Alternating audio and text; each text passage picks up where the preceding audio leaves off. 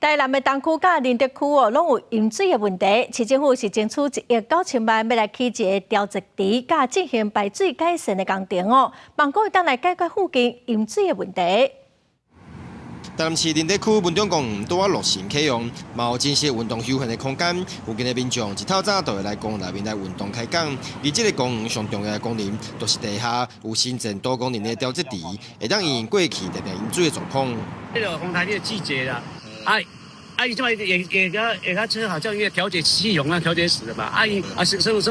这个功能算真好啦。是暂时无什么感觉啊，对，因为这边地势比较高啦，它应该是从地势高的地方把水截下来，不要流到后面去吧。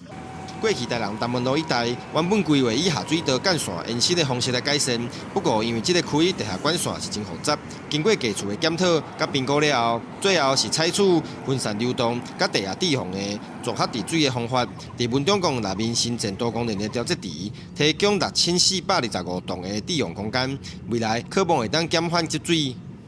那我们在自由路上新建了2条的节流箱涵，将高地的水直接引导到文中公园里面新建的雨水调节池，来减少这个淹水的情况。近几年来，短时间的中港河是常有超出排水的系统，尤其东区东门路甲自由路口，因为地势较低洼甲坡度的问题，